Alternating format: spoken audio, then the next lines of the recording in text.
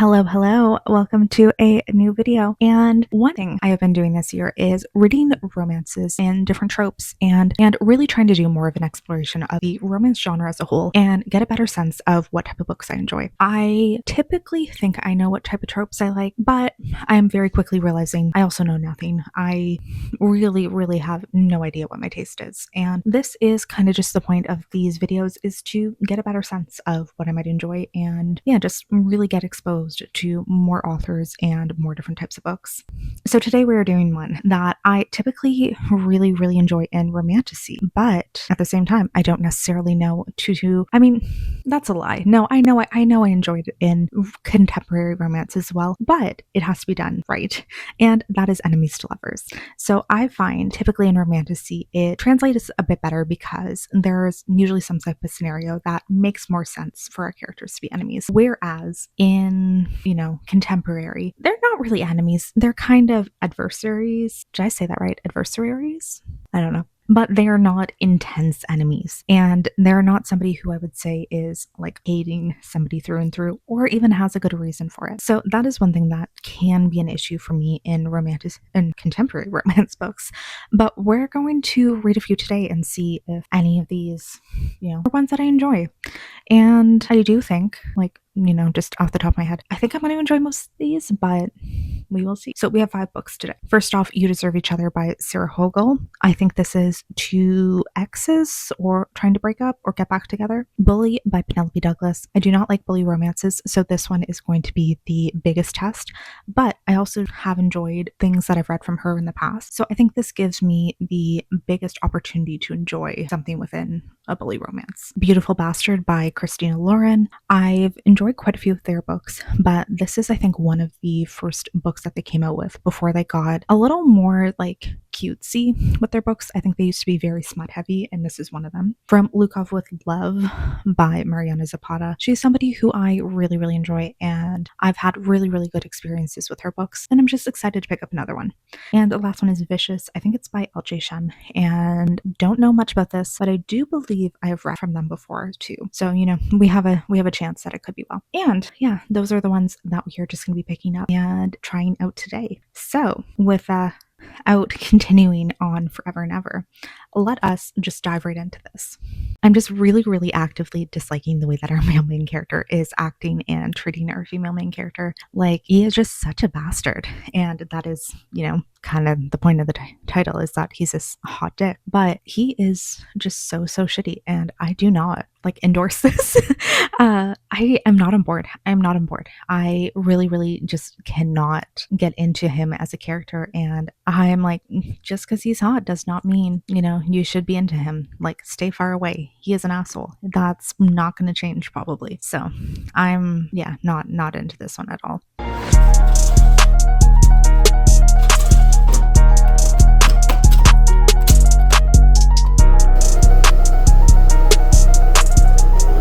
Okay, I hated Beautiful Bastard. I am giving this 2 stars. I didn't hate it enough to give it a 1 star, but just know I did not really enjoy any aspect of this. And my rating system, very random. The only thing I will give a 1 star is I have to hate it with a passion, or I am angry reading it, / it's the worst trash I've ever read. 2 stars are more of just books I did not like. And yeah, this one very much falls in that. Did not like the relationship, did not like the main character. He was trash. He was so shitty. Not the type of man that we want to follow. And it's again, he's hot, but at what cost? Is that worth it? Is that worth him being the biggest dick in the world? No. And I'm still not convinced by the end of it that he was actually treating our female main character well. He was, saying all the things, telling her that he loved her, all these things. I'm still not convinced. I genuinely don't think that he was by any means a decent partner or anything. So yeah, shitty romance. Did not like it. Just very much like a boss romance too, which I don't like. I don't like things that have that power dynamic. And he very much held it over our female main characters at times. There was a lot of just weird power dynamic things that were going on, and I did not like that. But then, so anyways, that one's done. And I have picked up Vicious next, which I am very actively hating as well. And this is one that I'm now 70% into it. And I have to say, I'm, like I said, don't really give 1 stars ever unless I really, really hate a book with a passion. I think this is going to be 1 star. I do not like it. And part of this, I do not like bully romances. I think they are icky. And we're not doing well because there is a bully romance again in this video later on.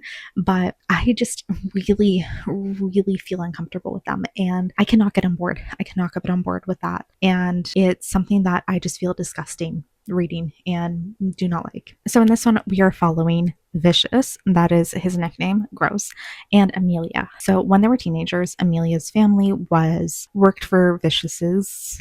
Basically, they were just like housekeepers, maids, cleaners, and Amelia lived in the servants' quarter within this mansion. And Vicious had a weird obsession with her as a teenager. Like, he made fun of her constantly, was rude to her constantly too, but was really, really obsessed and possessive over her to like a weird level. And I don't know all the details yet, but Amelia at one point starts dating one of his friends, and we don't know what happens, but it's very much led to believe that he broke up this relationship / he did something to Amelia to cause a breakup, and it's been like also maybe like running her out of town, because in present day, it's 10 years later, Amelia's never returned home.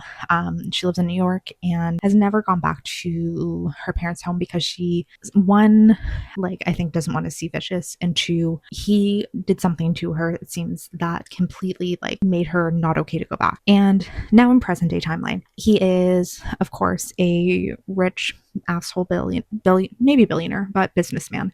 And he finds her in New York and brings her basically to, gives her an offer she can't refuse. And that is that he will pay her a crazy fee to be his personal assistant.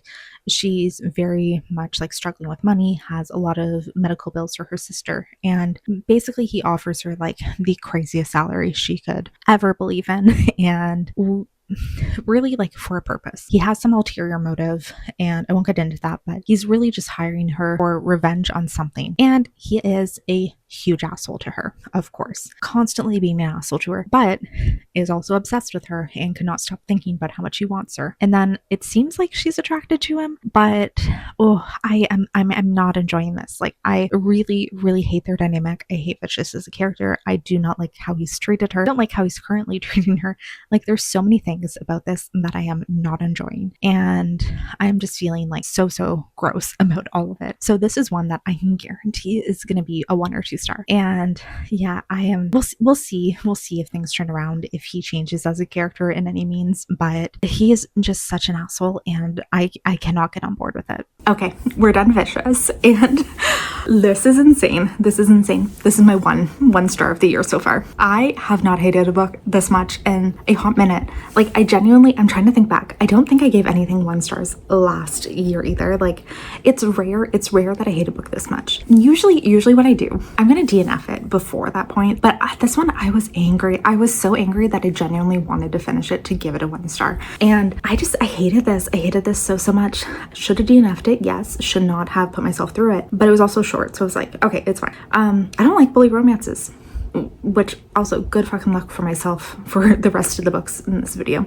but I do not like bully romances. And the male main character in this book was so bad. He was so rude, so terrible, treated our main character like shit, literally called her help. Like, that was his nickname for her. He only called her help. That's all he referred to her as. He was terrible. He had like no redeeming qualities, terrible to every person in his life. And sure he had trauma, sure he had things going against him and revenge he wanted, but he was terrible to our female main character. And the fact that she was still okay with that, she was still okay getting in a relationship with him, I do not understand.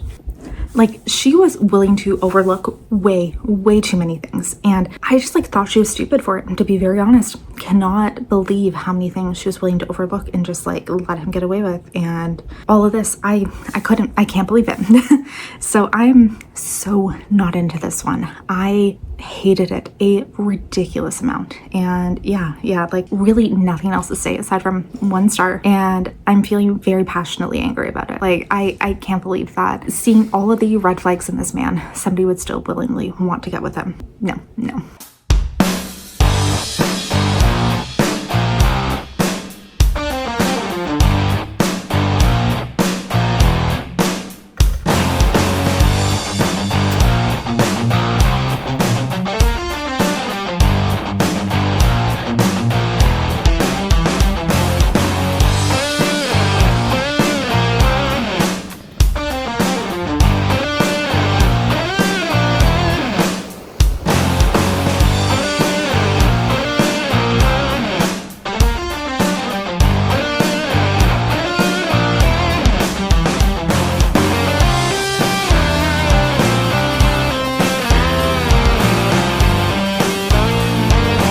So I started You Deserve Each Other and I did not get far into it.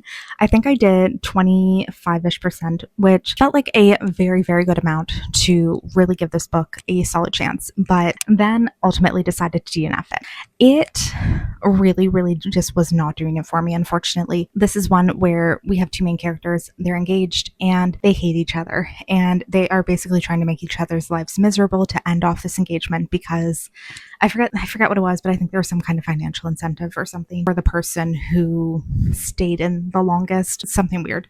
I just really didn't want to read about people hating each other. And I know that's the entire point of this video, is that people are going to hate each other and slowly get to fall in love, but it just really was not fun to read them being so petty and so just like almost like at the beginning at least, apathetic towards each other. And they really just had such a miserable relationship and couldn't get into it, couldn't want to be into it, couldn't bring myself to care that much. So yeah, we DNF that one very, very quickly. I also didn't like the writing. It was very stream of consciousness, where like our main character was just kind of like going about her day and then telling us like literally everything that has ever happened to her, and everything that happened to her. She's like, I went to work today and this happened and this happened and this person was there and this is our history. And I just didn't enjoy it. So yeah, that one's DNF'd, which we're really, really, really not having good luck in this video. And I'm hoping it's going to turn around. I'm going to do From Lukov with Love next, but not good luck so far.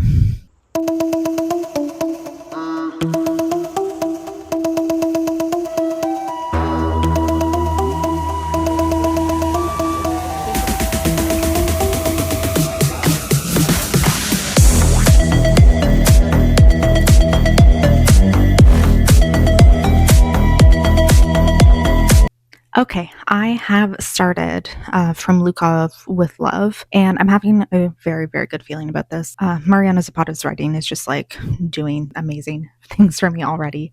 But basically in this one, we're following two figure skaters. They've been kind of like in each other's world for a long time. They know of each other, but they have spent basically their entire lives like fighting and just being like bitches to each other pretty much. So we have our female main character, cannot remember her name. She is kind of like badly, she has a bad reputation within the skating world because she's known as kind of being a bitch, to be very honest, and just really like not a friendly / nice person to work with. She had previous partners and it seems like a lot of them have dropped her over time, and now she's just kind of, working, potentially going to become an instructor. She's given up her dreams of competing. Then in comes, I think it's Ivan Lukov. He is her best friend's brother. He is a very, very world-renowned figure skater, and he needs a new partner.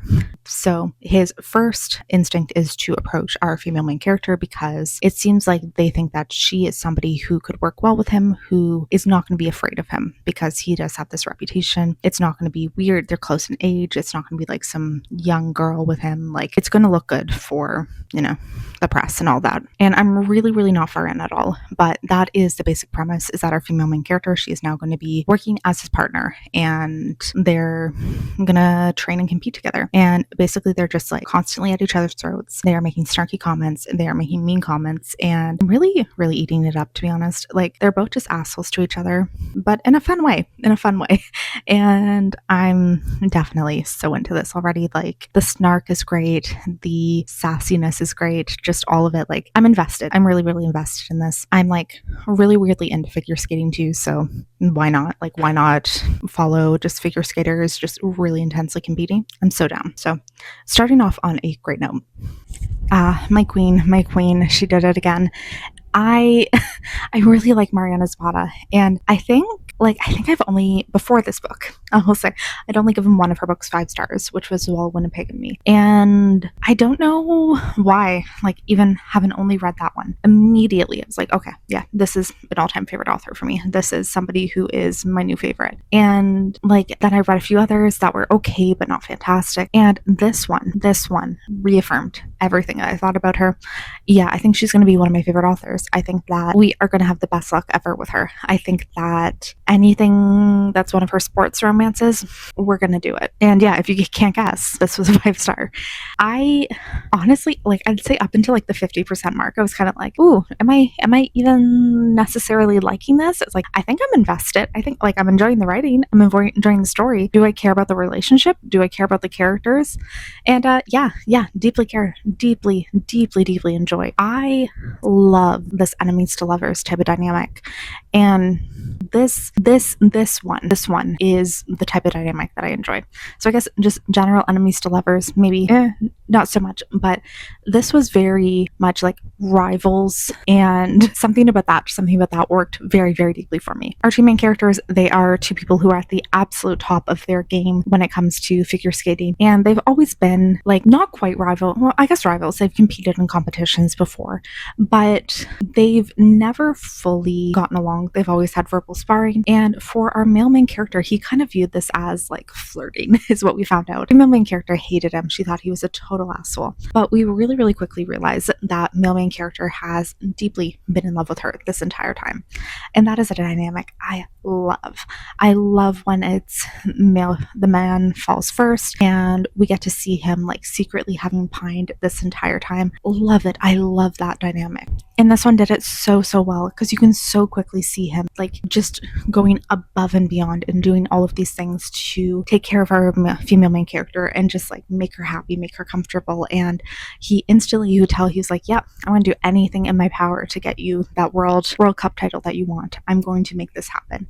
And it was just like him really obsessed with her. And also our female main character went through this journey of kind of self-discovery, but also self-acceptance / realizing like what she wants in life to make her happy. And that was lovely to see. I really liked it. I think I really like stuff about figure skating. I think that's another thing I'm realizing. I really like to just people who team up, who are rivals, who team up and work together. And I don't know where I'm going with that, but I really like it. So absolute 5-star for me. The writing impeccable. I was obsessed with the story. Loved the relationship. It was so sweet, so cute, and just seeing them fall for each other was amazing. And yeah, like really can't say enough. It was so good. I started about I read probably 4 chapters of Bully, and really was not feeling it. And I cannot get myself to do more of it. We're following mainly like it's a high school student, and her bully is just apparently very obsessed with her and has scared off every single guy who's ever shown interest in her, and has, even though he treats her truly terribly, is obsessed, and we're supposed to be convinced that he's in love with her and all this stuff. And it was just really kind of grossing me out. That's not a vibe I like. It's not a vibe I want to follow. It's not something that I know I'm going to enjoy. I can guarantee I'm going to DNF it at some point if I do not do it now. And I just had such an immediate like gross reaction. And there was a few lines about like he was grabbing her and then going, oh, this is turning me on, while he's like constraining her. And I was just like, do not want to do this. And that's gross. So yeah, we're DNFing that one very quickly. And I do not feel bad about that at all. And pretty much that's just going to be the end of the video for us. So really like did not go quite as well as we could have kind of hoped for. I think we only enjoyed one book out of this. I really should be like taking better notes of this instead of like when I go into edit and just being completely surprised of everything. I do remember I loved From Look Off with Love, but then like my brain is completely blanking. I know the LJ Shen book was terrible, and then I can't really remember too much of the other ones, which is such a detriment to me. My brain is not conducive for this at all. But yeah, I don't think this one was super successful, and I think enemies to lovers outside of a fantasy romance context just really is not the thing for me. I think it just like it doesn't really work if it's like I don't understand if people are enemies outside of that context, it's usually because they dislike each other. Usually it's for a good reason. I don't mind when it's like rivals to lovers. Again, it's not quite enemies. And like, yeah, just outside of the fantasy context, doesn't seem to be a very justifiable reason for someone to be enemies unless it's like one of them is very terrible. And in that case, I don't want to read the romance. So yeah, this video was a little bit of a mess, but whatever, we got here in the end. So I'm gonna wrap this up. And again, thank you for watching today's video. If you haven't already, please consider subscribing, and hopefully I'll see you in something very soon.